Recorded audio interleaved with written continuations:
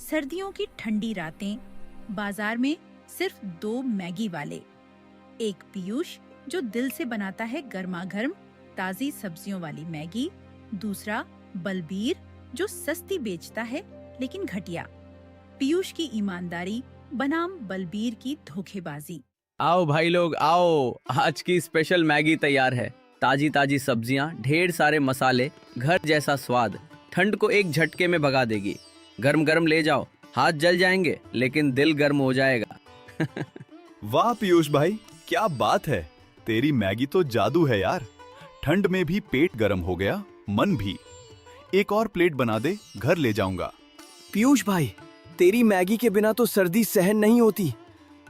रोज आता हूँ और रोज सोचता हूँ, ये स्वाद कहाँ से लाता है तू? अरे बेटा तू भी आ यहाँ, ठंड में कांप रहा है, ले फ्री में खा ले। गरम गरम मैगी खा, शरीर में ताकत आएगी। खा ले, रोज आना जब भी भूख लगे।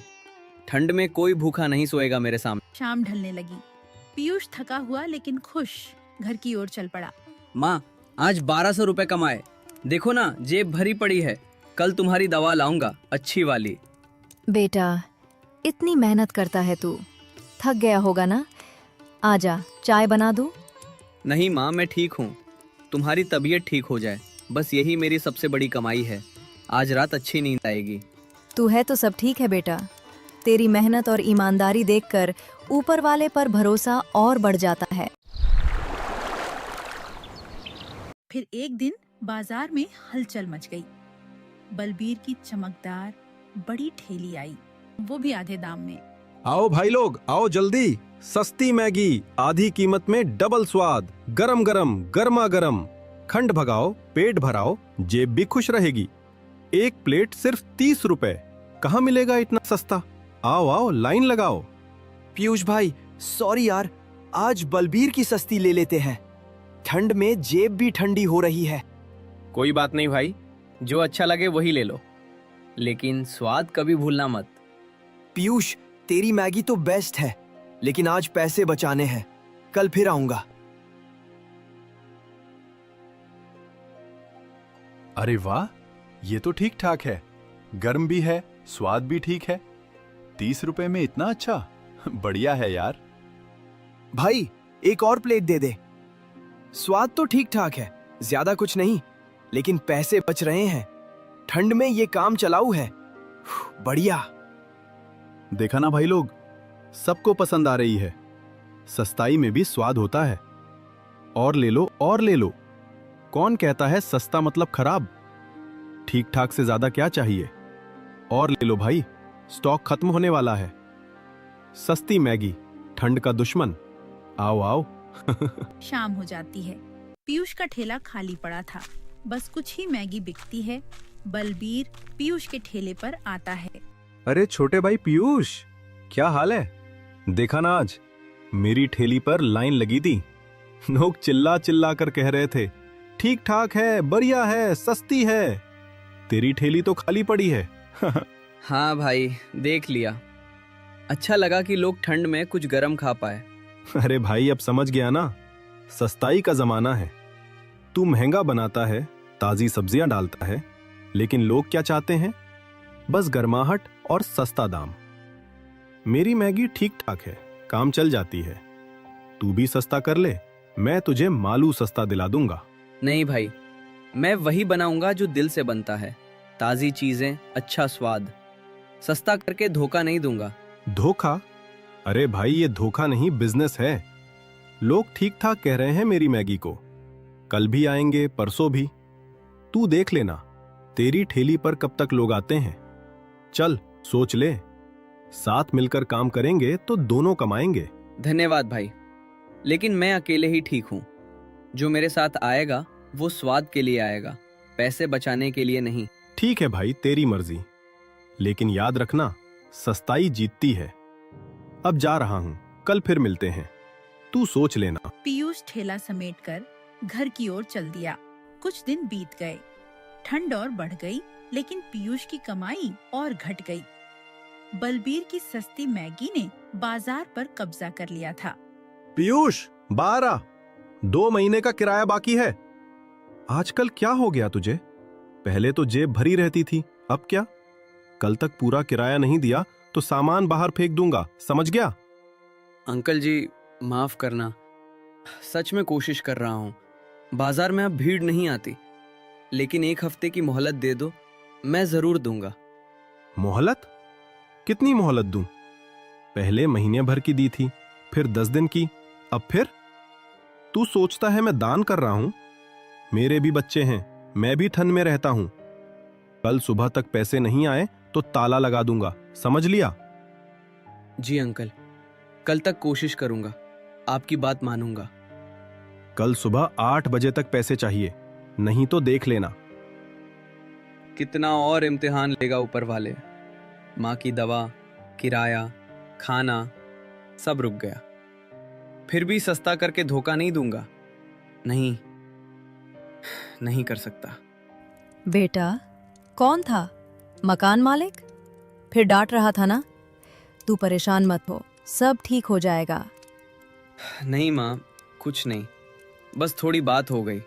आप आराम करो, कल सब ठीक हो जाएगा। तू झूठ बोल रहा है ना? मुझे पता है कमाई कम हो रही है, लेकिन तू अपनी ईमानदारी मत छोड़ना। तेरे पापा भी यही कहते थे, ईमानदारी से कमाया पैसा ही टिकता है। हाँ माँ, याद है, मैं नहीं छोड़ूंगा, चाहे कितनी भी मुश्किल आए। किराए की बात से पीयूष का मन भारी था। रात गहरा चुकी थी, ठंड अब घर के अंदर तक घुस आई थी। अचानक माँ की सांसें तेज हो गईं। पीयूष, बेटा, सीने में बहुत दर्द हो रहा है, सांस नहीं आ रही, ठंड बहुत लग रही है। माँ क्या हुआ? अरे तुम्हारा शरीर बहुत ठंडा है, सांस लेने में तकलीफ। रुको, अभी कुछ करता हूँ। माँ उठो, अस्पताल चलते हैं। रात हो गई है, लेकिन अब इंतजार नहीं कर सकते, मैं तुझे उठाता हूँ। बेटा, बाहर बहुत ठंड है, तू भी बीमार पड़ जाएगा। नहीं माँ, तुम्हारा ख्याल सबसे पहले। चलो, बस थोड़ी दूर है अस्पताल, मैं सहारा दूंगा। हाँ, इनको तेज ठंड लग गई है, शरीर का तापमान काफी नीचे चला गया है, पल्स भी बहुत कमजोर है। अभी दवा और गर्माहट देकर स्थिर करेंगे। लेकिन ये सिर्फ ठंड की वजह से नहीं है भाई, ये लक्षण डिप्रेशन के भी दिख रहे हैं। डॉक्टर साहब, मतलब केवल ठंड नहीं है, डिप्रेशन कैसे हो सकता है? बताइए पूरा, क्या गंभीर है? क्या करना होगा अभी? मैं सब कुछ कर दूंगा, बस ये ठीक हो जाए। देखो, ठंड ने शरीर को कमजोर कर दिया है, ये सही है, लेकिन मन का बोझ भी उतना ही बड़ा है। इनकी सांसें, दिल की धड़कन, सब कुछ टेंशन से प्रभावित हो रहा है। क्या घर में कोई बड़ी परेशानी चल रही है? पैसे की तंगी, किराया, कोई चिंता या कुछ और? जो भी है, वो मन में दबाकर रखने से शरीर पर बहुत बुरा असर पड़ता है। अगर टेंशन कम नहीं हुई तो दवा भी पूरा असर नहीं करेगी। हाँ डॉक्टर साहब, सब सच है। बाजार में अब कमाई बहुत कम हो गई है। एक नया ठेला आया है, सस्ती मैगी बेचता है, लोग उधर चले गए। मेरी ठेली पर अब मुश्किल से 2-4 ग्राहक आते हैं। किराया 2 महीने से बाकी है। मकान मालिक रोज डांटता है। तुम घर जाकर थोड़ा आराम कर लो, सुबह आ जाना। लेकिन याद रखना, इनकी टेंशन कम करने में तुम्हारा साथ बहुत बड़ा है। अगर तुम मजबूत रहोगे तो इनका मन भी हल्का हो।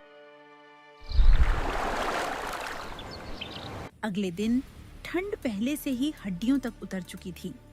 अचानक आसमान में काले बादल छा गए। बारिश की पहली बूंदें गिरती हैं और जल्दी ही तेज तूफान आ जाता है। बाजार में हाहाकार मच गया। अरे भाई लोग, जल्दी ठेली समेटो, ये तूफान तो बहुत तेज आया। अरे ये डब्बे उठाओ, सब्जियां बाहर मत गिरने देना, जल्दी करो, सब कुछ उड़ जाएगा। बलवीर का सच सामने आ जाता है, सड़ी हुई सब्जी और एक्सपायर्ड पैकेट। अरे नहीं, ये क्या हो गया? अरे देखो मत, ये बस थोड़ा पुराना माल था, कोई बात नहीं, मैं अभी साफ कर देता हूँ। जल्दी समेटो, कोई देखे मत। ये क्या है बलबीर? ये सड़ी हुई सब्जियां, ये एक्सपायर्ड पैकेट्स। तू रोज हमें ये खिला रहा था, 30 रुपए में हमें जहर बेच रहा था तू। अरे वाह, ठीक ठाक कहकर धोखा दे रहा था। हम रोज तेरी मैगी खाते थे, बच्चे खाते थे। तुझे शर्म भी नहीं आती? ये सब सड़ा हुआ माल था। देखो सब, ये बलबीर का असली चेहरा। सस्ती मैगी के नाम पर घटिया और सड़ा माल हमारी सेहत से खिलवाड़ कर रहा था। अब समझ आया क्यों इतना सस्ता था। धोखेबाज, धोखेबाज। अरे भाई लोग, गलती हो गई। ये बस 1-2 दिन का माल था, मैंने चेक नहीं किया। प्लीज माफ कर दो। कल से नया माल लाऊंगा। किसी को कुछ मत बताना। ये बात यहीं रहने दो। माफी? अब माफी से क्या होगा? हम रोज तेरी मैगी खाकर घर जाते थे।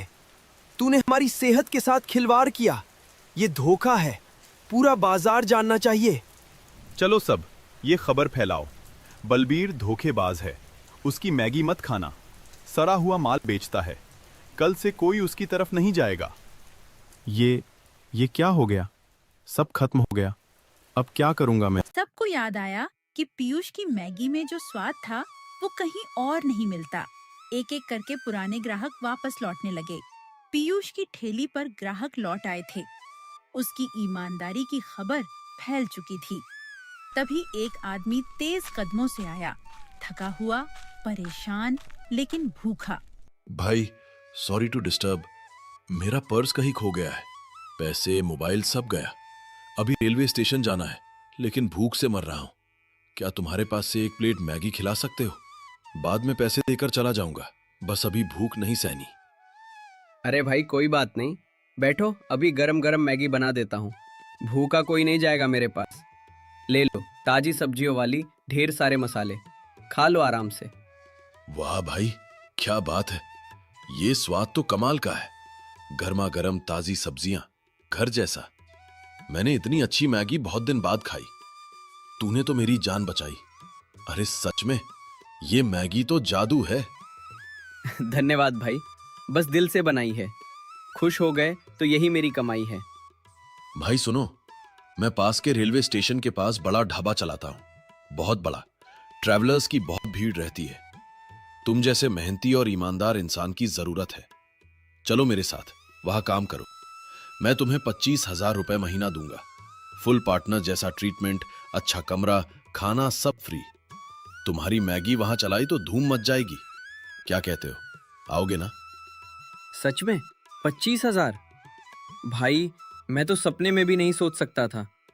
लेकिन माँ की तबीयत, घर, सब ठीक हो जाएगा। हाँ भाई, मैं मान जाता हूँ। जब कहोगे तब आ जाऊंगा। बस एक बार माँ से बात कर लूं।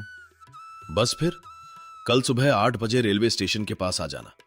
ढाबे का नाम है राहत ढाबा। तुम्हें देखकर खुशी होगी। और हाँ, आज की मैगी का हिसाब नहीं, ये मेरी तरफ से। कल मिलते हैं भाई। धन्यवाद भाई, ये मेरी जिंदगी का सबसे अच्छा दिन बन गया। कल जरूर आऊं। माँ, मैं आ गया। आज कुछ बहुत अच्छा हुआ है। सुनो ना, आज एक आदमी आया, उसका पर्स खो गया था। भूखा था, मैंने उसे मैगी खिला दी। उसने खाकर बहुत तारीफ की। फिर पता चला वो रेलवे स्टेशन के पास राहत ढाबा का मालिक है। बहुत बड़ा ढाबा है, ट्रैवलर्स की भीड़ रहती है। उसने मुझे ऑफर दिया, वहाँ काम करो, 25,000 रुपये महीना देंगे। अच्छा कमरा, खाना सब फ्री। माँ, हमारी सारी परेशानियाँ खत्म हो जाएंगी। कल सुबह 8 बजे जाना है। बेटा, सच में 25,000? ऊपर वाले ने सुन ली मेरी दुआ। तूने इतनी मेहनत की, इतना स्ट्रगल किया, आज फल मिला। मैं तो बस सोचती रहती थी कि तू कब तक ऐसे जिएगा। माँ, अब किराया चुक जाएगा, तुम्हारी दवा अच्छी वाली आएगी, हम दोनों के लिए अच्छा खाना आएगा। मैंने बहुत दिन भूखे सोया, लेकिन आज लगता है सब ठीक हो रहा है। तुम्हारी दुआ से हुआ है माँ। हाँ बेटा, तेरी ईमानदारी ने ही ये सब किया। मैंने देखा है तूने कभी धोखा नहीं दिया। लोग लालच में चले गए थे, लेकिन तू डटा रहा। आज ऊपर वाले ने तुझे इनाम दिया। मैं बहुत खुश हूँ। मेरी आंखें भर आईं। माँ, तुम्हें पता है, मैंने कभी सस्ता माल नहीं लिया। लोग लालच में चले गए थे, लेकिन आज सब वापस आ रहे हैं। और ये ऑफर, ये तो ऊपर वाले की कृपा है। अब तुम्हें चिंता करने की जरूरत नहीं, मैं सब संभाल लूंगा। बेटा, तू मेरा सहारा है। अब तू ढाबे पर काम करेगा, मैगी बनाएगा, वही स्वाद देगा। मैं भी ठीक हो जाऊंगी। तू मुझे कभी कभी वहां ले चलना। मैं देखना चाहती हूँ तू कैसे काम करता है। जरूर माँ, कल से नया काम शुरू होगा, तुम बस आराम करो। कल सुबह तैयार रहना, मैं तुम्हें भी अच्छी खबरें लाऊंगा। कुछ महीने बाद पीयूष अब राहत ढाबा पर अपनी स्पेशल मैगी बना रहा था। भीड़ लगी रहती, लोग दूर दूर से आते। माँ पूरी तरह ठीक हो चुकी थी। किराया, दवा, भूख सब पुरानी यादें बन गईं। बलवीर की ठेली कहीं गायब हो गई। उसका धोखा सबको याद था। तूफान के बाद हमेशा सूरज निकलता है और ऊपर वाले की कृपा से सब ठीक हो जाता है।